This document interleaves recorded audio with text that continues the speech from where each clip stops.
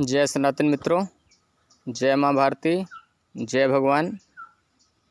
मित्रों, जैसा कि आजकल आप लोग देख रहे हो कि ये जो भेड़ चाल चलने वाले लोग हैं समाज में, अपने कुछ ऐसी टीमें तैयार हो गई हैं जो कि भेड़ चाल चल रही हैं और कोरी अफवाह उड़ा रही हैं। समाज को, लोगों को यथार्थ तत्व से, यथार्थवाद से बहुत दूर ढकेल रही हैं। क्या पुराने समय में जब ईस्ट इंडिया कंपनी भारत आई थी तो क्या उसको किसी ने देश बेचा था? रजिस्टर्ड एग्रीमेंट करके लिखा पढ़ी में बेचा था? बस ऐसे ऐसे धीरे धीरे एक एक क्षेत्र में, एक एक सिस्टम में जो है ईस्ट इंडिया कंपनी अपना जो है व्यापारिक सिस्टम बढ़ाती गई और धीरे धीरे करके पूरे देश में कब्जा कर लिया और गुलामों की तरह जो है जीवन यापन होने लगा यहाँ के लोगों का। तो भी क्या कहीं पर लिखा पढ़ी में स्टैम्प पर था कि नहीं, हाँ जो है देश को दूसरे की गुलामी के अंतर्गत रखा गया है? फिर भी उसके बावजूद भी स्वतंत्रता का आंदोलन हुआ, सारी व्यवस्थाएं हुई, गांधी जी के द्वारा शांति और अहिंसा के आंदोलन चलाए गए और आपके चंद्रशेखर आज़ाद के द्वारा जो है विरोध किया गया और उसके बाद क्रांति फैलाई गई, जन जागरूकता फैलाई गई। तो धीरे धीरे करके जन जागरण हुआ और आज़ाद फौज, आज़ाद सेना, आज़ाद बैंक के दबाव के कारण ही संविधान के अंतर्गत स्वतंत्रता का ढोंग किया गया और अपरोक्ष रूप से आप पर आर्थिक गुलामी को थोपा गया। उन्हीं नीतियों का पालन किया जा रहा है। अगर आप आज इन सब बातों को नहीं समझोगे तो आने वाला समय आपको मौका नहीं देगा। वही कहावत कि अब पछताए होत का जब चिड़िया चुग गई खेत। जब आर्थिक तौर से आपको गुलाम बनाने की नीति शुरू में लागू की गई थी वो तो फिर भी ठीक थी।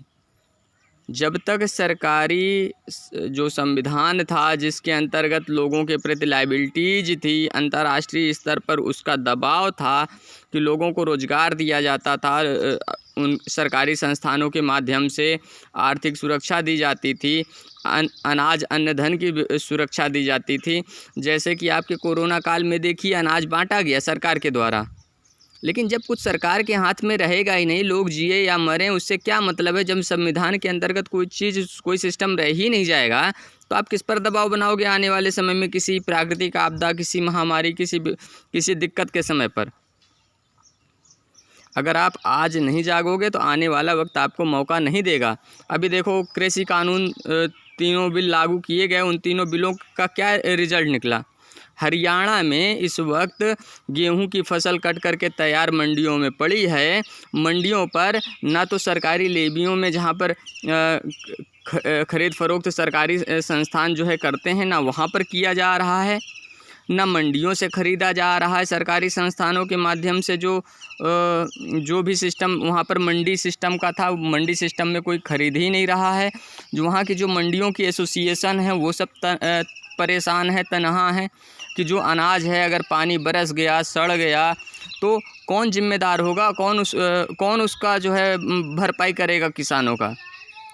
मौसम का, प्रकृति का कुछ कहा तो जा नहीं सकता। खुले में सड़कों पर और मंडियों में जो है अनाज फैला पड़ा है, गेहूं फैला पड़ा है। वीडियो चल रहे हैं ऑनलाइन, आप देखिए कि किस तरह से दुर्दशा है मंडियों की।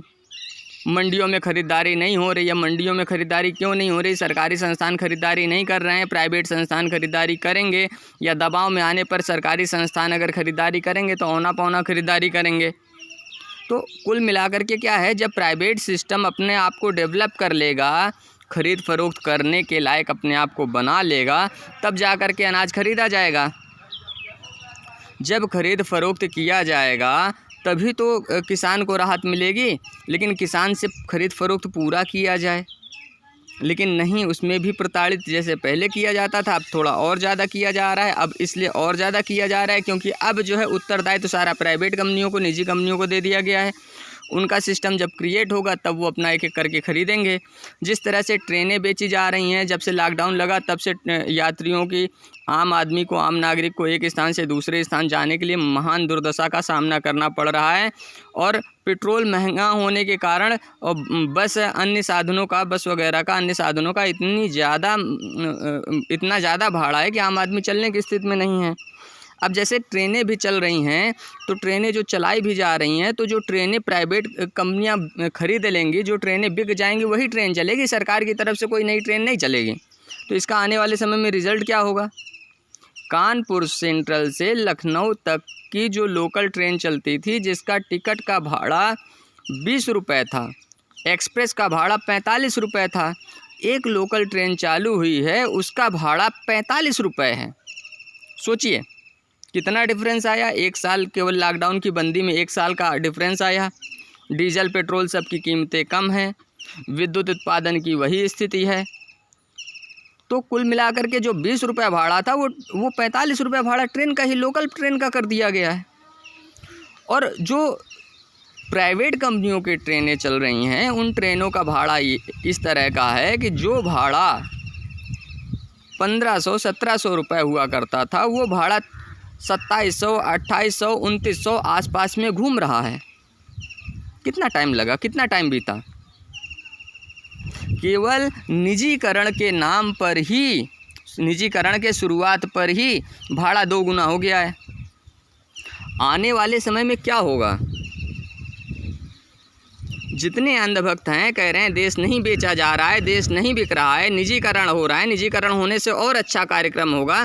भाई अच्छी व्यवस्था होगी, सरकारी संस्थानों में ठगाई है, लुटाई है, जो भी सिस्टम चल रहा है निजीकरण होने पर सुधरेगा। और किस हिसाब से सुधरेगा, ये सब आप सब खुद समझ सकते हो। सरकार की लायबिलिटीज़ ख़त्म हो जाएंगी, सरकार को रोज़गार देने की जिम्मेदारियां ख़त्म हो जाएंगी, किसी भी प्राकृतिक आपदा, किसी भी महामारी में अन्न और धन की प्रतिपूर्ति करने की जिम्मेदारी सरकार की ख़त्म हो जाएगी। आप अपना निजी कंपनियों में अपना शोषण करवाइए। जो कार्य आपका उचित है कि आपको 10,000 रुपये, 12,000 रुपये, 15,000 रुपये तनख्वाह पर जो कार्य होना है, निजी कंपनियां बेरोज़गारी बढ़ने पर इसीलिए बेरोज़गारी और बढ़ाई जा रही है। कुछ ही निजी संस्थानों के हाथ में सारा लगाम दिया जा रहा है। बहुत सारे निजी संस्थानों के हाथ में जो है लगाम नहीं दिया जा रहा है, नियंत्रण नहीं दिया जा रहा है, क्योंकि बहुत सारे निजी संस्थान होंगे तो उनमें प्रतिस्पर्धा होगी। प्रतिस्पर्धा होगी तो क्या होगा कि मतलब आराम से दाम भी सस्ते होंगे और रोज़गार भी बहुतायत में सबके पास होगा, तो पर्याप्त तनख्वाह दे करके रोज़गार पे रखना पड़ेगा।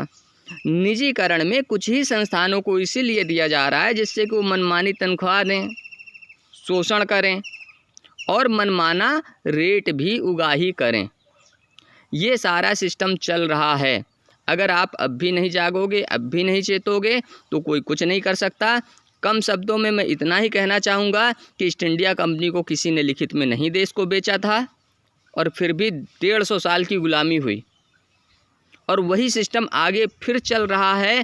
पहले जो सिस्टम था, दबाव के कारण इतना खुला सिस्टम नहीं था, लेकिन आज वही सिस्टम डेवलप कर दिया गया है पुराना, और धीरे धीरे करके वो बढ़ता चला जाएगा।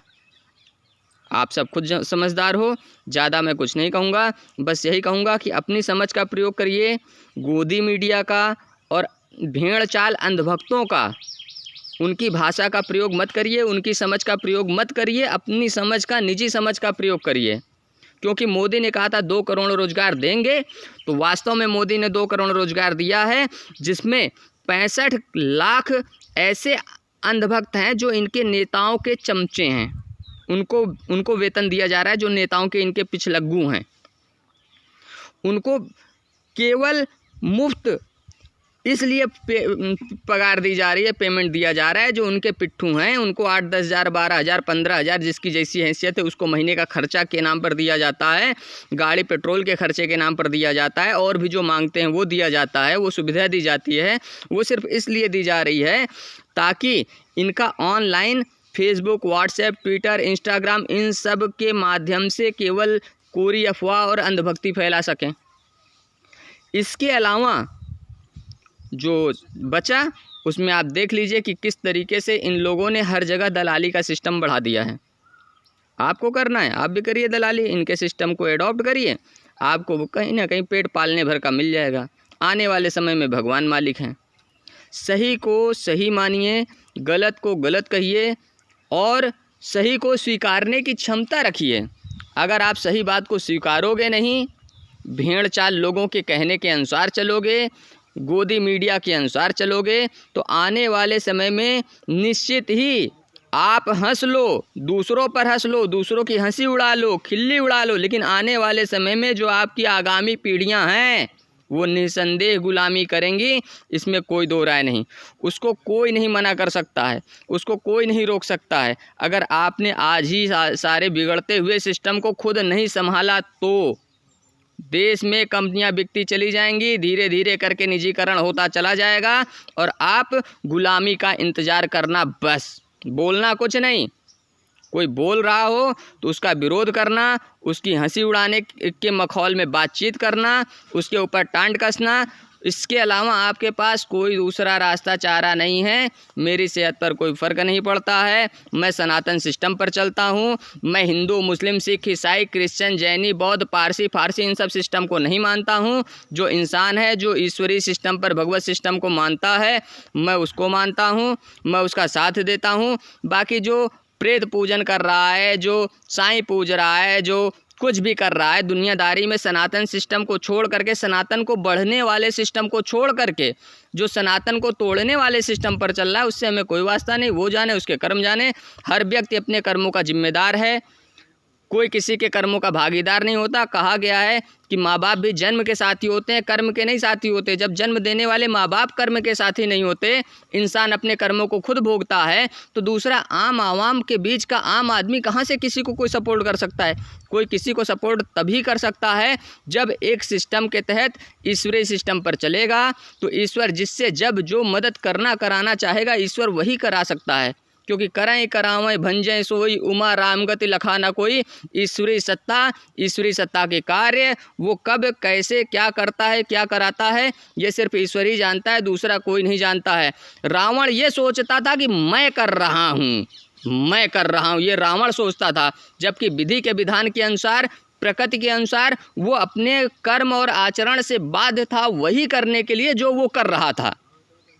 उसी के कर्मों के आधार पर उसको कर्मफल उसका मिला, उसके कुटुंब को उसी के कर्मों के आधार पर फल मिला। जैसे उसके कुटुंब ने उसके कर्मों का साथ दिया, वैसे उसको भी उसी तरह से जो गलत के मार्ग पर चलेगा, वैसे ही प्रकृति उसके लिए व्यवस्थाएं करेंगी। ईश्वर उसी का साथ देता है जो ईश्वर का साथ देता है, सही का साथ देता है, प्रकृति का साथ देता है, सनातन का साथ देता है, सनातन परंपरा का साथ देता है। इसके अलावा ईश्वर किसी का साथ नहीं देता है जो मनमानी करेगा। जब कोई औलाद अगर मनमानी स्वतंत्र निकल जाती है, गलत करने वाली निकल जाती है, गलत कर्म आचरण वाली निकल जाती है, तो माँ बाप भी उसका त्याग कर देते हैं, अपनी प्रॉपर्टी से बेदखल कर देते हैं। जब ऐसी औलादों को माँ बाप नहीं, जो जिन्होंने पैदा किया वो नहीं संभाल सकते हैं, तो देश, समाज और आवाम किसी को नहीं संभालता है। हमेशा ध्यान रखिए, कोई किसी के पीछे नहीं भागता है, कोई किसी के पीछे तभी रहता है जब भाई स्वार्थ लाय करें सब प्रीति, सुर नर मुनि सब कर यह रीति। यह विधि का विधान है। अगर किसी से किसी की ज़रूरतें पूरी हो रही, सहयोग मिल रहा है, तभी कोई किसी का साथ देता है, नहीं तो कोई किसी का साथ नहीं देता। कोई किसी के कटे पर मुँहता नहीं है, ये बिल्कुल ध्रुव सत्य है, इसको कोई बदल नहीं सकता है। प्रकृति है, ये स्वभाव है, ये गुण है। इंसानियत के आधार पर जो चलते हैं, तो इंसानियत के आधार पर चलने वाले इंसानों का सहयोग करते हैं। लेकिन जो इंसानियत को तोड़ते हैं जाने या अनजाने तरीके से, तो लोग ऐसे लोगों से किनारा काट लेते हैं, अपने आप अलग हो जाते हैं, उनसे बोलते कुछ नहीं हैं, उनके विरुद्ध कुछ नहीं करते। क्यों? क्योंकि सब जानते हैं कि वो अपने कर्मों से खुद ही पतन को प्राप्त हो रहा है, तो उसके पीछे अपना हाथ लगा करके अपना हाथ गंदा करने की क्या ज़रूरत है ना। तो कुल मिलाकर के सनातन सिस्टम को अपनाइए, मानवता पर चलिए, हिंदू, मुस्लिम, सिख, ईसाई, पारसी, फारसी धर्म ढोंगों को छोड़िए, और देश में जो कुछ भी गलत हो रहा है उसका खुल करके विरोध करिए। अगर आप आज नहीं करोगे तो आने वाली पीढ़ियां आपको खुद नहीं माफ़ करेंगी कि आपने क्या किया।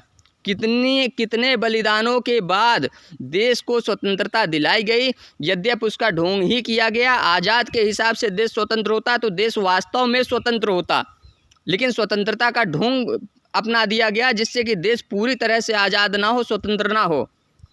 लेकिन फिर भी जो भी सिस्टम बनाया गया, उस समय के भी ज्ञानी बुजुर्ग लोग थे जिन्होंने जो मध्य मार्ग अपनाया कि लोग मारे काटे ना जाएं, युद्ध हो तो उसमें दिक्कतें ना खड़ी हों।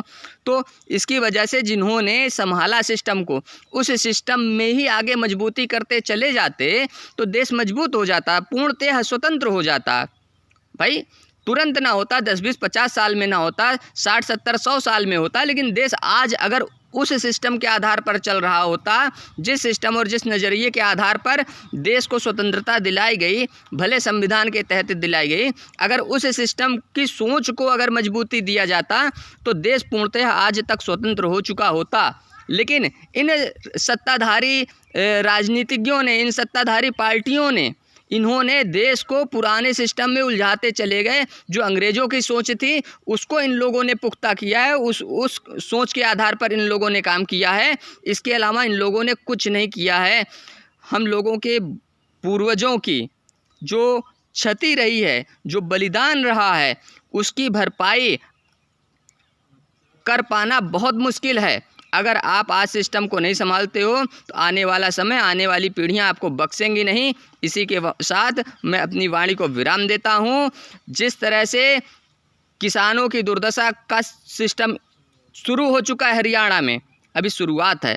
आगे आने वाले सिस्टम के लिए सोच, अपनी बुद्धि का प्रयोग करो। गोदी मीडिया और अंधभक्तों की भेड़ चाल को छोड़ो, अपनी सोच का प्रयोग करो। जो सही लगे वो करो, मेरे भी कहे के अनुसार मत करो। मैं कभी किसी से नहीं कहता मेरे कहे के अनुसार करो, मैं हमेशा कहता हूँ मेरे ये विचार हैं, अगर आप ऐसा करोगे, ऐसे चलोगे तो सुधार हो सकता है, नहीं तो नहीं हो सकता। जिसको चलना हो चले, ना चलना हो ना चले। हर व्यक्ति अपने कर्मों का जिम्मेदार है। सनातन का चाहे जो भी द्रोही रहा है, चाहे किसी भी कालखंड में, किसी भी युग में, प्रकृति ने खुद व्यवस्था करके उसका नाश कर दिया। मुझे कुछ कहने, मुझे कुछ करने की किसी के विरुद्ध ज़रूरत ही नहीं है। सब लोग अगर अपना संभालोगे तो ही संभलेगा। प्रकृति और सनातन के अनुसार चलोगे, देश के अनुसार चलोगे, कुटुंब और समाज की जो परंपरा होती है उसके अनुसार चलोगे तो सब संभलेगा, नहीं तो सब बिगड़ता जाएगा। जो इसके विरुद्ध चलेगा, फिर मत कहना कि कोई बताने वाला नहीं था, कोई चेताने वाला नहीं था, कोई ब्राह्मण नहीं था, कोई ज्ञानी नहीं था। ये धरती जो है कलयुग से भर गई है। धरती, हमेशा ध्यान रखना, ये धरती कभी वीरों से खाली नहीं रही है, बशर्ते आपका नज़रिया ही आपको आपके कर्मफलों को दिखाता है। आपका ज्ञान, आपका नज़रिया ही आपको सही व्यक्ति तक पहुंचाता है। और अगर नज़रिया और कर्म सही नहीं रहे तो आप कभी सही व्यक्ति तक नहीं पहुंच सकते हो। सही व्यक्ति की बात आपके जेहन में उतर नहीं सकती है, ये ध्यान रखना। इसी के साथ मैं अपनी वाणी को विराम देता हूँ। जय जवान, जय किसान, जय माँ भारती, जय सनातन, जय भगवान।